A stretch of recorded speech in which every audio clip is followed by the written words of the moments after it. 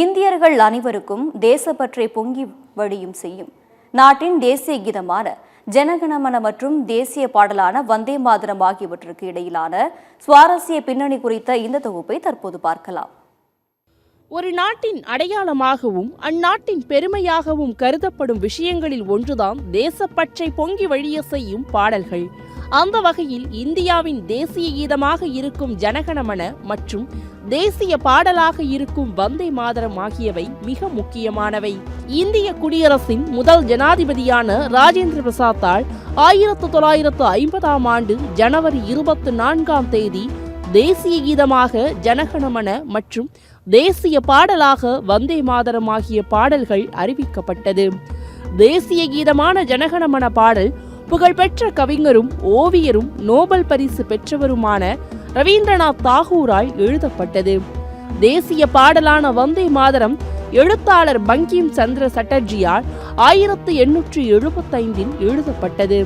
ரவீந்திரநாத் தாகூரால் எழுதப்பட்ட 5 பத்திகளை கொண்ட பாடலான பாரதோ பாக்கியா பிதாதா பாடலின் முதல் பத்தியே ஜனகணமன. 1875இல் ஆனந்தமடம் என்ற நாவலில் இடம்பெற்ற பங்கிம் சந்திர சட்டர்ஜியால் எழுதப்பட்ட பாடல்தான் வந்தே மாதரம். இந்தியாவின் தேசிய பாடலான வந்தே மாதரம் 1896ஆம் ஆண்டும் தேசிய கீதமான ஜனகணமன 1911ஆம் ஆண்டும் கல்கத்தாவில் நடைபெற்ற காங்கிரஸ் மாநாட்டில் முதல் முறையாக பாடப்பட்டது.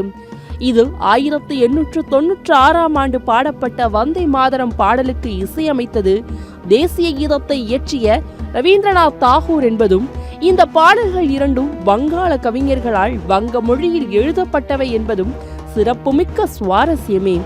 தேசிய கீதமான ஜனகணமன அர்த்தம் மாறாமல் 22 இந்திய மொழிகளிலும் மார்கரெட் என்னும் பெண்மணியால் இந்தியாவின் காலை பாடல் என்ற பெயரில் ஆங்கிலத்திலும் மொழிமாற்றம் செய்யப்பட்டுள்ளது. இந்திய சுதந்திர வரலாற்றில் பெரும் பங்கு வகித்த தேசிய பாடலான வந்தே மாதரம் மராத்தி, கன்னடம், குஜராத்தி, இந்தி, தெலுங்கு, மலையாளம் மற்றும் மகாகவி பாரதியாரால் தமிழிலும் மொழிபெயர்க்கப்பட்டது.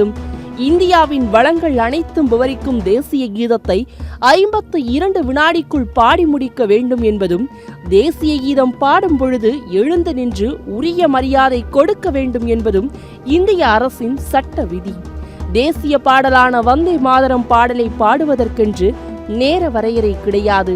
ஆனால் தேசிய கீதத்திற்கு கொடுக்கும் சமமான மரியாதையை கொடுக்க வேண்டும் என்று சமீபத்திய வழக்கு ஒன்றில் டெல்லி உயர்நீதிமன்றத்தில் மத்திய அரசு தெரிவித்துள்ளது.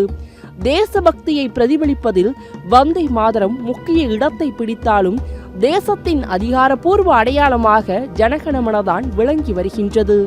பங்கிம் சந்திர சட்டர்ஜி மறைந்து 56 ஆண்டுகளுக்கு பின் தேசிய பாடலான வந்தே மாதரம் பாடலும், ரவீந்திரநாத் தாகூர் மறைந்து 9 ஆண்டுகள் கழித்து தேசிய கீதமாக ஜனகணமன பாடலும் ஒரே நாளில் அறிவிக்கப்பட்டது.